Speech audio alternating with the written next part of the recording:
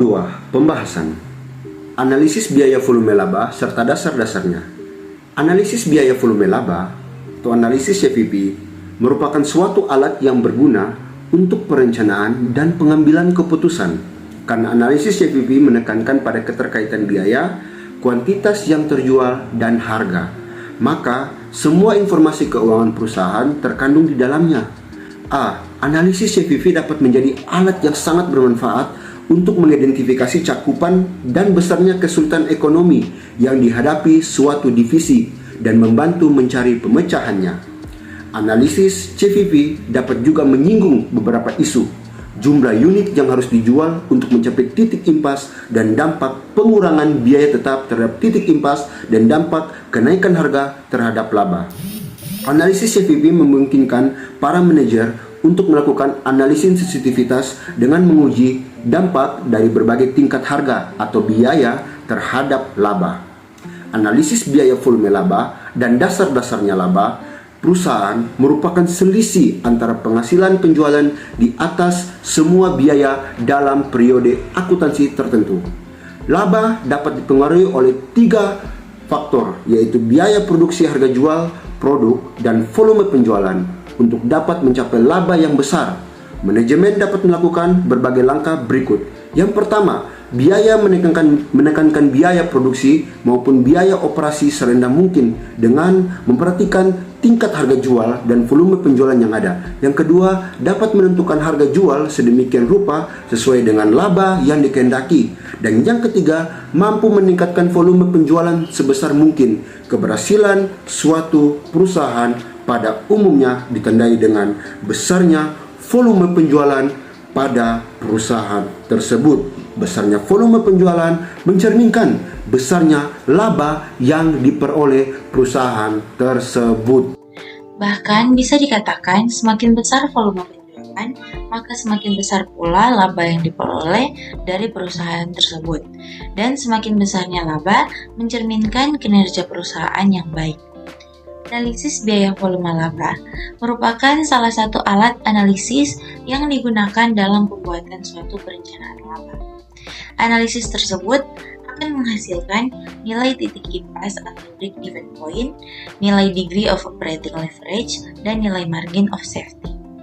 Analisis biaya volume laba akan memudahkan perusahaan dalam menentukan target pendapatan dan jumlah biaya yang dikeluarkan dalam upaya mencapai laba yang telah ditentukan tersebut. Menurut Bustami dan Nurlela, analisis biaya volume laba adalah salah satu suatu analisis untuk memenuhi hubungan antara biaya, volume penjualan, laba dan bauran produk untuk mencapai tingkat laba yang diinginkan. Analisis biaya, volume, dan laba atau BVL adalah alat bantu yang sangat berguna bagi manajer dalam memahami hubungan antara biaya, volume, dan laba. Analisis BVL berfokus pada pengaruh dari kelima faktor berikut terhadap laba. Yang pertama, harga produk, yang kedua, volume penjualan, yang ketiga, biaya variabel per unit, yang keempat, total biaya, yang kelima, bauran produk yang dijual. Menurut Bustami dan Nurlela, di samping kegunaan yang telah disebutkan di atas, analisis biaya volume laba ini juga dapat digunakan untuk hal-hal sebagai berikut. Yang pertama, mengetahui jumlah penjualan minimal yang harus dipertahankan agar perusahaan tidak mengalami kerugian. Yang kedua, mengetahui jumlah penjualan yang harus dicapai untuk memperoleh tingkat keuntungan tertentu.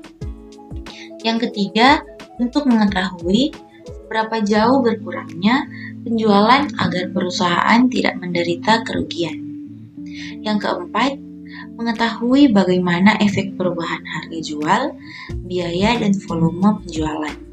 Yang kelima, menentukan bauran produk yang diperlukan untuk mencapai jumlah laba yang ditargetkan.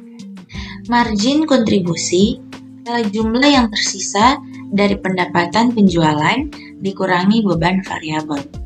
Margin kontribusi ini nantinya akan digunakan untuk menutupi beban tetap sehingga menghasilkan laba rugi operasi. Ketika besarnya margin kontribusi sama dengan beban tetap, maka kondisi ini disebut kondisi titik impas atau break even point.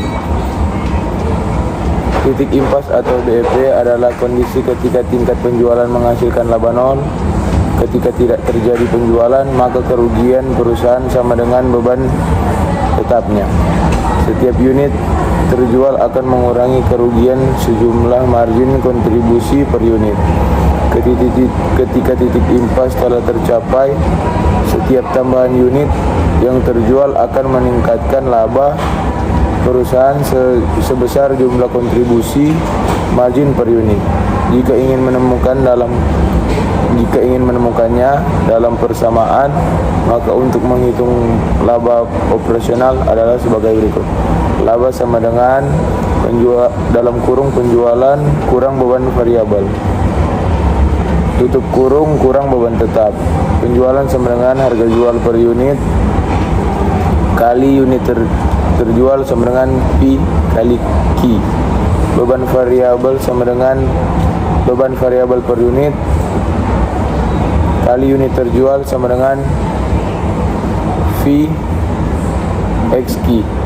Jadi laba sama dengan dalam kurung P X Q kurang V kali Q, tutup kurung kurang beban tetap.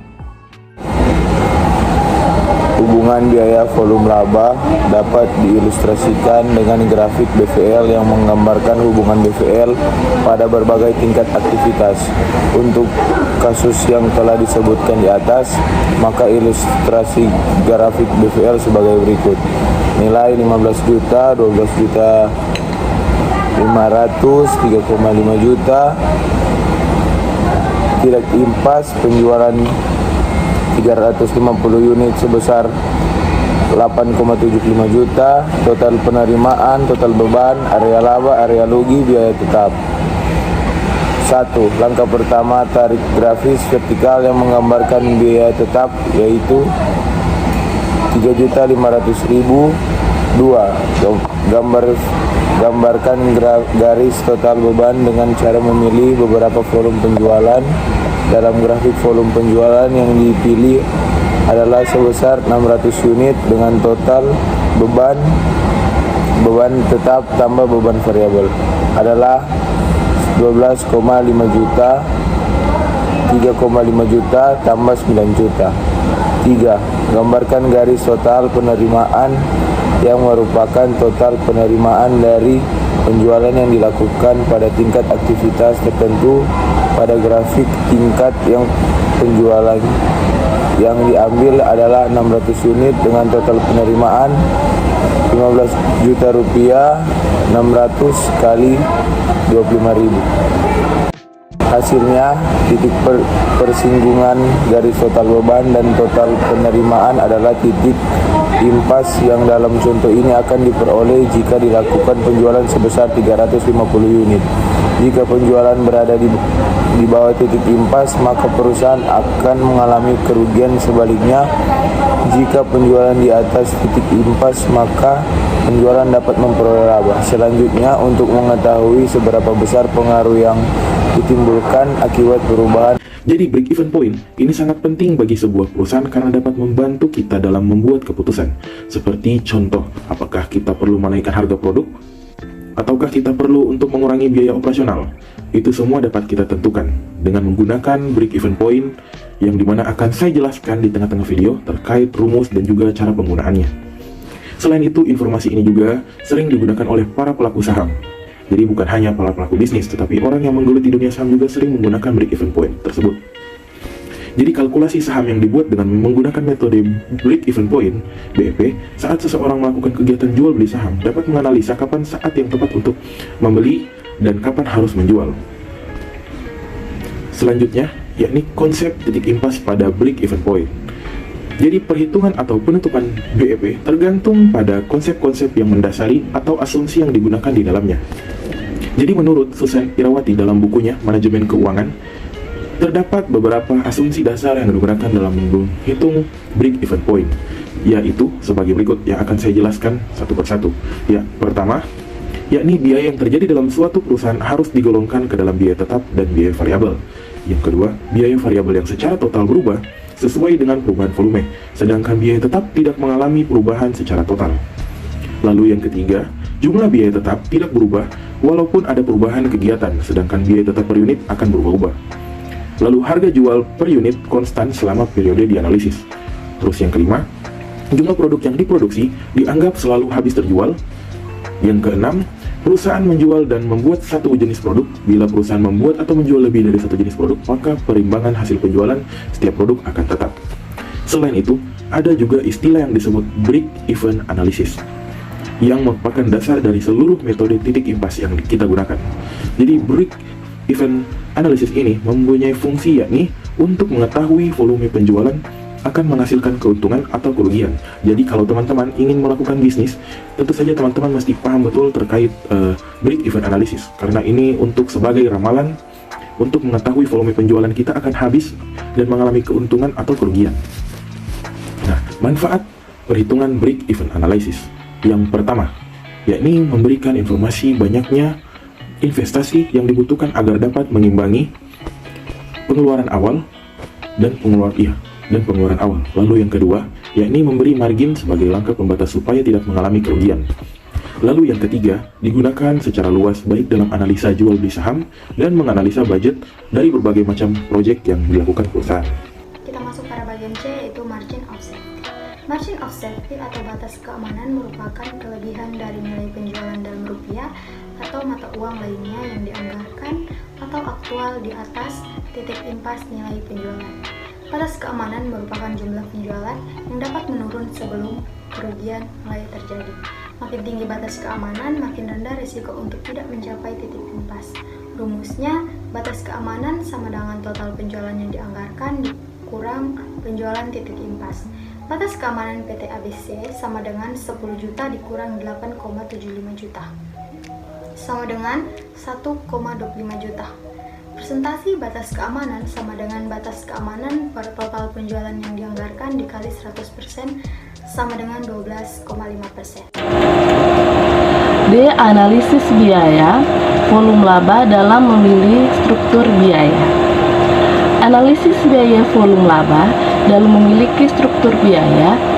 Struktur biaya perusahaan ternyata memberikan pengaruh dalam besar kecilnya laba yang akan diperoleh nantinya. Struktur biaya perusahaan terbagi menjadi biaya tetap dan biaya variabel. Untuk mengukur tingkat sensitivitas perubahan laba akibat perubahan penjualan, maka dikenal istilah leverage operasi. Operation leverage adalah ukuran besarnya penggunaan biaya tetap dalam sebuah perusahaan. Semakin tinggi biaya tetap, maka semakin tinggi operation leverage yang dicapai dan semakin besar pula sensitivitas laba bersih terhadap perubahan penjualan.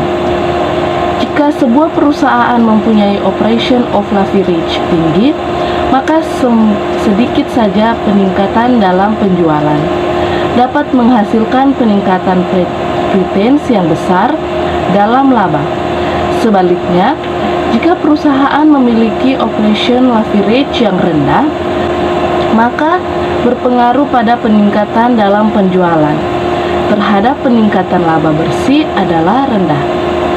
The rate of operation leverage adalah suatu ukuran tentang seberapa sensitif laba tentang perubahan dalam penjualan. The rate of operation leverage bertindak sebagai penggandaan atau multiplier. Jika danger of operation leverage tinggi, peningkatan operates yang kecil dalam penjualan dapat menghasilkan peningkatan laba bersih dalam pretense yang jauh lebih besar. The rate of operation leverage adalah ukuran besarnya penggunaan biaya tetap dalam sebuah perusahaan. Semakin tinggi biaya tetap, maka semakin tinggi the rate of operation leverage yang dicapai dan semakin besar pula sensitivitas laba bersih terhadap perubahan penjualan. Jika sebuah perusahaan mempunyai direct of operation leverage tinggi, maka sedikit saja peningkatan dalam penjualan dapat menghasilkan peningkatan pretense yang besar dalam laba. Sebaliknya, jika perusahaan mempunyai direct of operating leverage rendah, maka pengaruh peningkatan dalam penjualan terhadap peningkatan laba bersih adalah rendah. Apabila perusahaan mempunyai operation leverage yang tinggi, yaitu biaya tetap yang besar dan biaya variabel persatuan yang kecil, maka kenaikan penjualan yang hanya sedikit saja